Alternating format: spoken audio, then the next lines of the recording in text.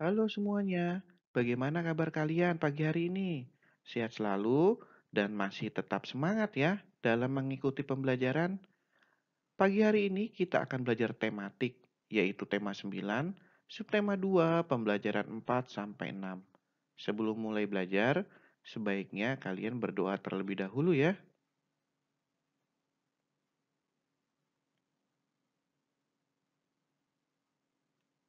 Setelah berdoa, mari kita bersama-sama mengikuti pembelajaran hari ini.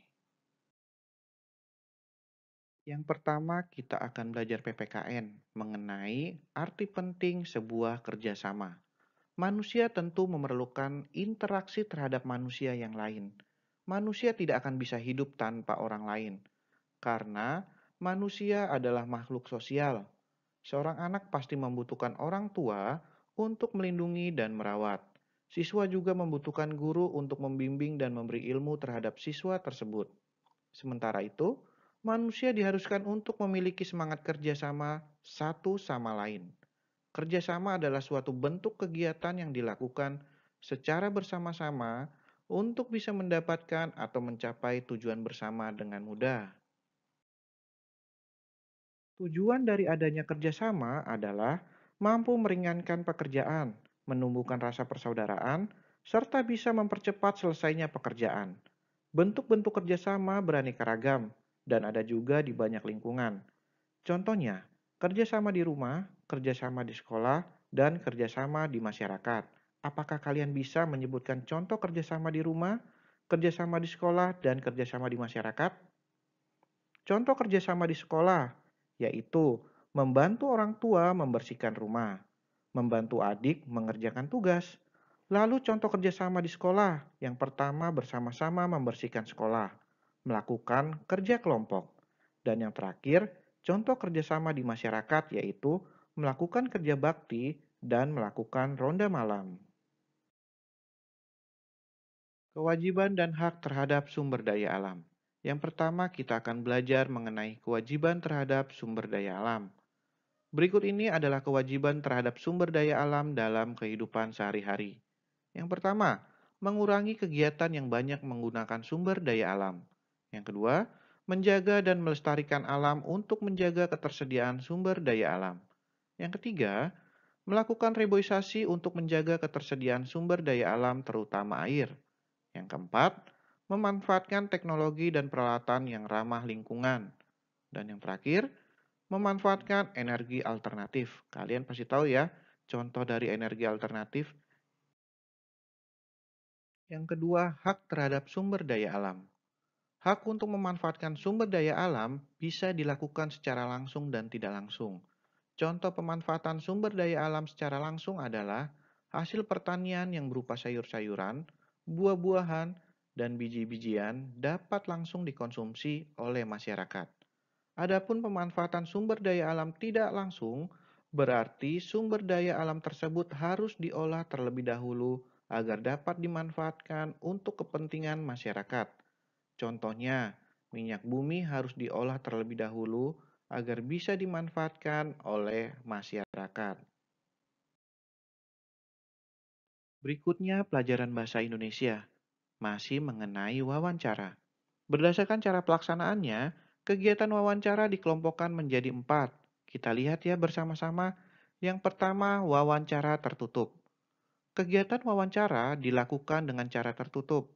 Pewawancara harus merahasiakan nama atau informasi mengenai narasumber. Caranya dengan memalsukan atau memberi inisial nama narasumber. Yang kedua, wawancara terbuka. Wawancara ini dilakukan dengan tidak merahasiakan informasi mengenai narasumber dan memiliki pertanyaan-pertanyaan yang tidak terbatas atau tidak terikat jawabannya. Yang ketiga, wawancara konferensi. Wawancara ini dilakukan oleh seorang pewawancara dengan sejumlah narasumber. Dan yang terakhir, wawancara kelompok. Wawancara ini dilakukan oleh sejumlah pewawancara kepada narasumber dan dilaksanakan pada waktu yang bersamaan.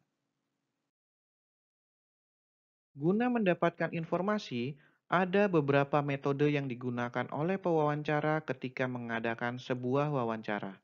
Yang pertama, mencatat. Pewawancara biasanya menyiapkan sebuah buku dan pulpen untuk mencatat sebuah jawaban dari narasumber ketika mencatat jawaban. Pewawancara akan menulisnya dengan sangat cepat, dengan cara hanya menuliskan poin-poinnya saja. Setelah mendapatkan sebuah catatan hasil wawancara, barulah catatan itu dikembangkan dengan menggunakan suatu tulisan yang baik dan informatif. Yang kedua, merekam atau recording. Pewawancara akan membutuhkan sebuah alat yang berupa perekam suara. Alat ini digunakan untuk merekam jawaban yang diberikan untuk narasumber, sehingga pewawancara tidak akan kehilangan sebuah informasi. Setelah mendapatkan sebuah rekaman, pewawancara akan menulis transkrip tanya jawab dan menjadikannya sebuah tulisan. Pemanfaatan sumber daya alam. Negara Indonesia memiliki sumber daya alam yang melimpah. Kekayaan alam dimanfaatkan untuk kemakmuran bersama. Kemakmuran bersama adalah kemakmuran seluruh rakyat Indonesia. Hal ini telah diatur di dalam Undang-Undang Dasar 1945 yang berbunyi, bumi dan air dan kekayaan alam yang terkandung di dalamnya dikuasai oleh negara dan digunakan untuk sebesar-besarnya untuk kemakmuran rakyat. Coba kalian perhatikan gambar di bawah ini. Gambar pertama, seorang petani sedang membajak sawah. Dan gambar yang kedua, seseorang sedang memanen udang di tambak. Kedua gambar tersebut menunjukkan kegiatan memanfaatkan sumber daya alam. Membajak sawah adalah salah satu kegiatan pertanian. Kegiatan ini memanfaatkan sumber daya alam, yaitu tanah. Usaha tambak udang juga memanfaatkan sumber daya alam, yaitu air. Selain kedua contoh tersebut, berikut kegiatan lain yang memanfaatkan sumber daya alam. Yang pertama, sumber daya tanah. Tanah yang subur merupakan sumber daya alam yang sangat penting karena dapat dimanfaatkan manusia sebagai lahan pertanian. Oleh karena itu, kesuburan tanah harus dijaga dengan cara dipupuk dengan pupuk organik. Yang kedua, sumber daya air. Air merupakan sumber daya alam yang penting karena setiap makhluk hidup memerlukan air untuk minum. Selain itu, manusia menggunakan air untuk berbagai keperluan rumah tangga, seperti memasak, mandi, dan mencuci. Air juga dimanfaatkan untuk transportasi dan pemeliharaan ikan. Yang ketiga, sumber daya tumbuhan. Sumber daya tumbuhan yang dapat kita manfaatkan merupakan hasil dari pertanian, perkebunan, dan hutan. Beberapa manfaat sumber daya tumbuhan antara lain tumbuhan sebagai sumber pangan, contohnya padi, jagung, wortel, ubi, dan bayam. Tumbuhan sebagai sumber sandang, contohnya kapas. Tumbuhan sebagai sumber bahan bangunan dan alat rumah tangga, contohnya pohon jati, pohon mahoni, dan pohon rotan. Tumbuhan sebagai sumber obat-obatan, contohnya kumis kucing, kina, beragam rempah-rempah, dan kayu putih.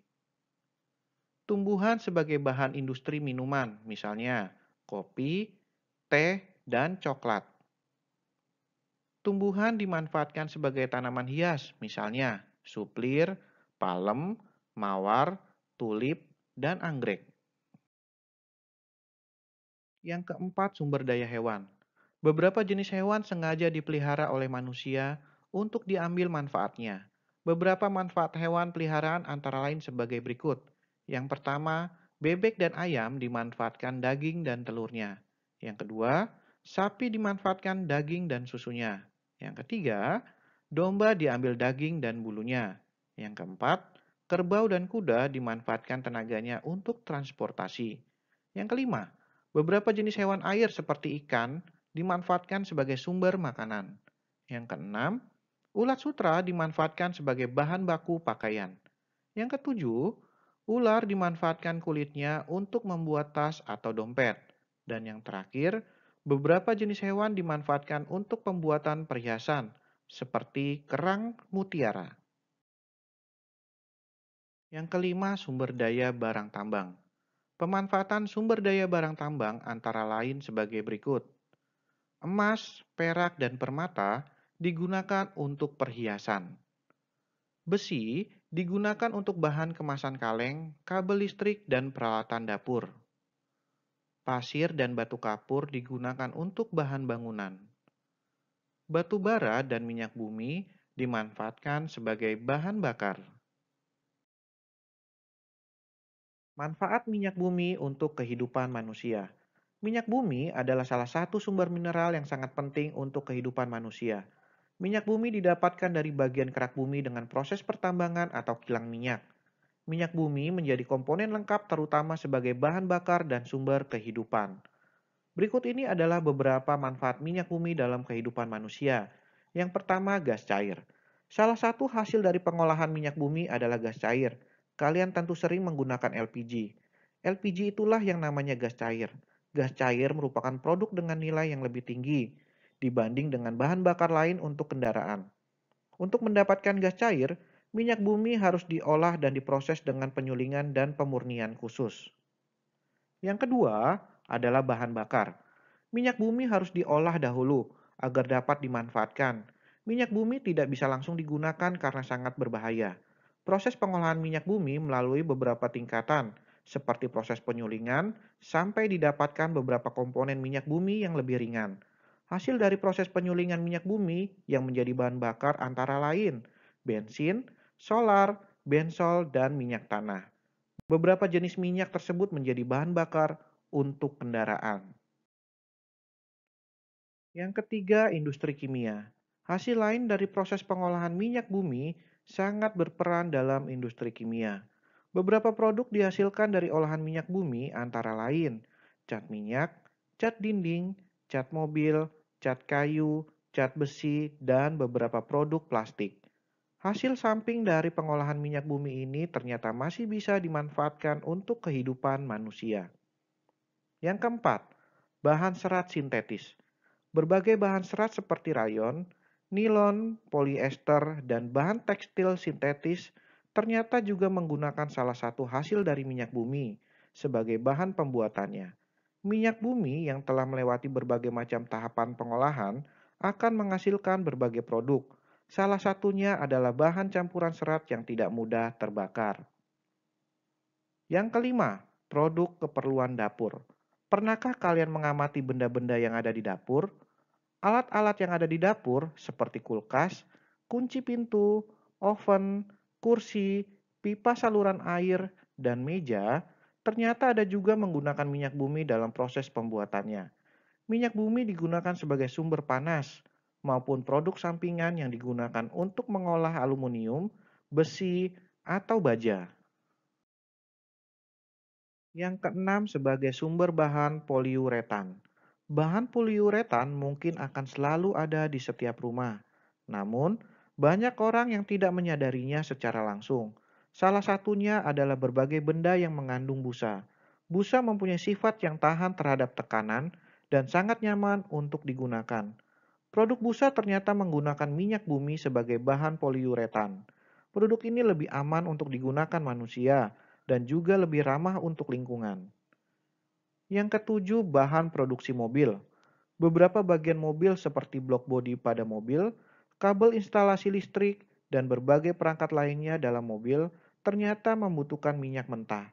Minyak mentah akan diolah dengan berbagai macam cara sehingga menghasilkan produk utama dan sampingan. Sejumlah serat akan dihasilkan dalam pengolahan minyak bumi dan dibuat menjadi lapisan blok dalam badan mobil. Yang kedelapan, bahan pengolahan pupuk. Pupuk membuat tanaman menjadi lebih subur dan dapat membantu mencegah tanaman terserang oleh hama dan penyakit. Selain menggunakan manfaat nitrogen, pengolahan pupuk juga membutuhkan beberapa bahan yang dihasilkan dari pengolahan minyak yang masih mentah. Selain itu, pengolahan minyak mentah juga akan menghasilkan panas atau sumber tenaga untuk menggerakkan mesin produksi. Dan yang terakhir sebagai pembangkit listrik. Pembangkit listrik ternyata membutuhkan minyak bumi sebagai sumber panas. Minyak bumi digunakan untuk memanaskan air sehingga dihasilkan tenaga dari uap panas. Uap panas inilah yang nantinya akan menggerakkan bagian turbin pada pembangkit dan akan diterima oleh penggerak kumparan magnet dan nantinya akan menghasilkan tenaga listrik. Manusia membutuhkan listrik sebagai sumber tenaga. menggerakkan perangkat elektronik, serta semua perlengkapan dan peralatan yang membutuhkan tenaga listrik. Aktivitas dalam memanfaatkan sumber daya alam. Aktivitas dalam memanfaatkan sumber daya alam dapat dibagi ke dalam 6 aktivitas. Yang pertama, aktivitas pertanian. Keadaan tanah yang subur dan didukung iklimnya membuat penduduk Indonesia banyak mencari nafkah pada aktivitas pertanian. Aktivitas pertanian di Indonesia secara umum dapat dibagi menjadi dua. Yang pertama, pertanian lahan basah. Pertanian lahan basah atau biasa disebut juga pertanian sawah banyak dilakukan oleh petani di Indonesia. Pertanian lahan basah sangat baik jika dikembangkan di dataran rendah yang memiliki ketinggian kurang dari 300 meter. Pada daerah tersebut, ketersediaan air mencukupi dari sungai-sungai atau saluran irigasi yang berada di sekitarnya. Jenis tanaman yang umumnya dibudidayakan pada lahan basah ini adalah padi. Yang kedua, pertanian lahan kering. Pertanian lahan kering adalah bentuk pertanian yang pengelolaannya mengandalkan air hujan. Lahan dibiarkan tidak ditanami pada musim kemarau karena tidak adanya pasokan air. Pertanian ini banyak dikembangkan di daerah yang memiliki ketinggian 500 sampai 1.500 meter yang memiliki suhu udara cukup sejuk. Tanaman yang cocok untuk lahan kering adalah palawija, sayuran, dan buah-buahan. Yang kedua, aktivitas perkebunan. Perkebunan adalah aktivitas budidaya tanaman tertentu pada suatu lahan yang relatif luas. Maksud dari tanaman tertentu adalah tanaman semusim dan tanaman tahunan yang jenis pengelolaannya ditetapkan sebagai tanaman perkebunan. Perkebunan dapat dibedakan menjadi dua, yaitu perkebunan besar dan perkebunan rakyat. Perkebunan besar dikelola oleh perusahaan-perusahaan yang berbadan hukum. Sementara itu, perkebunan rakyat merupakan perkebunan yang diselenggarakan oleh rakyat. Perkebunan rakyat luasnya lebih kecil daripada luas lahan perkebunan besar. Perkebunan yang berkembang di Indonesia diantaranya teh, kopi, coklat, karet, kelapa, dan kelapa sawit. Yang ketiga, aktivitas peternakan. Budidaya peternakan yang dikembangkan di Indonesia diantaranya sapi, kerbau, kuda, dan babi. Selain itu, masih banyak ternak lainnya yang dikembangkan oleh penduduk secara mandiri. Misalnya ayam, kelinci, kambing, bebek, dan domba. Yang keempat, aktivitas perikanan. Indonesia memiliki sumber daya perairan yang sangat berlimpah. Curah hujan yang cukup tinggi membuat banyak wilayah yang memiliki sungai, danau, dan waduk. Tempat-tempat tersebut sebagian telah dimanfaatkan oleh penduduk untuk aktivitas perikanan. Tentu saja, sumber daya alam perikanan yang jauh lebih besar adalah sumber daya alam yang ada di laut. Luas laut yang sangat besar atau 2/3 dari luas wilayah Indonesia menyimpan berbagai kekayaan alam khususnya ikan. Yang kelima, aktivitas pertambangan. Aktivitas pertambangan dilakukan oleh perusahaan pertambangan. Perusahaan pertambangan dikelola oleh pemerintah. Banyak perusahaan swasta dari luar Indonesia yang ikut melakukan aktivitas pertambangan dengan perjanjian tertentu dan sistem bagi hasil dengan pemerintahan Indonesia. Dan yang terakhir, aktivitas kehutanan. Hutan dimanfaatkan penduduk untuk berbagai keperluan, baik sebagai sumber pangan dan penghasil kayu untuk bangunan. Masih ingatkah kalian dengan 3R, reuse, reduce, dan recycle? Kita ingat-ingat kembali ya. 3R, reuse, reduce, dan recycle sampai sekarang masih menjadi teknik terbaik dalam mengelola dan menangani sampah dengan berbagai permasalahannya. Penerapan sistem 3R menjadi salah satu solusi pengelolaan sampah di samping mengolah sampah menjadi kompos atau memanfaatkan sampah menjadi sumber listrik. Reuse. Reuse artinya menggunakan kembali sampah yang masih dapat digunakan untuk fungsi yang sama atau fungsi lainnya. Contoh reuse dalam kehidupan sehari-hari. Yang pertama, pilihlah wadah, kantong, atau benda yang dapat digunakan beberapa kali atau berulang-ulang. Yang kedua, gunakan kembali wadah atau kemasan yang telah kosong untuk fungsi yang sama atau fungsi lainnya. Yang ketiga, gunakan sisi kertas yang masih kosong untuk menulis. Reduce. Reduce artinya mengurangi segala sesuatu yang mengakibatkan kerusakan lingkungan. Contoh reduce dalam kehidupan sehari-hari. Yang pertama, hindari memakai dan membeli produk yang menghasilkan sampah dalam jumlah besar. Yang kedua, kurangi penggunaan bahan sekali pakai. Yang ketiga, gunakan produk yang dapat diisi ulang. Recycle. Recycle artinya mengolah kembali sampah menjadi barang atau produk baru yang bermanfaat. Contoh recycle dalam kehidupan sehari-hari yaitu: yang pertama, lakukan pengolahan sampah organik menjadi kompos. Yang kedua, lakukan pengolahan sampah anorganik menjadi barang yang bermanfaat. Sebelum menyanyikan sebuah lagu, sebaiknya kita memahami teknik vokal. Teknik vokal adalah cara memproduksi suara yang baik dan benar, sehingga suara yang keluar terdengar jelas, indah, merdu, dan nyaring. Berikut unsur-unsur teknik vokal. Yang pertama, sikap badan. Sikap badan merupakan posisi badan saat seseorang sedang bernyanyi. Yang kedua, resonansi. Resonansi artinya sebagai usaha memperindah suara dengan memfungsikan rongga-rongga udara yang turut bergetar di sekitar mulut dan tenggorokan. Yang ketiga, vibrato. Vibrato adalah usaha untuk memperindah sebuah lagu dengan cara memberi suara yang bergetar teratur. Biasanya diterapkan di setiap akhir sebuah kalimat lagu. Yang keempat, intonasi. Intonasi adalah tinggi rendahnya suatu nada yang harus dijangkau dengan tepat. Yang kelima, artikulasi. Cara pengucapan kata demi kata yang baik dan jelas disebut artikulasi. Dan yang terakhir, pernapasan. Pernapasan artinya menghirup udara sebanyak-banyaknya. Kemudian, disimpan dan dikeluarkan sedikit demi sedikit sesuai keperluan. Semuanya merupakan unsur-unsur teknik vokal dalam bernyanyi. Keasrian di pedesaan dapat digambarkan dalam suatu lagu, yaitu lagu Desa yang Kucinta. Lagu ini menggambarkan adanya sebuah desa yang permai. Desa yang permai selalu dirindukan oleh semua orang. Melalui lagu tersebut dapat dibayangkan bahwa kehidupan dengan lingkungan sejuk seperti sebuah desa yang permai. Pencipta lagu Desa yang Kucinta adalah El Manik. Setelah kalian memperhatikan pembelajaran hari ini, saatnya kalian untuk mengerjakan tugas tematik, yaitu PPKN dan IPS. Kerjakan tugas ini di buku PR tematik, tulis tanggal dan tulis soalnya.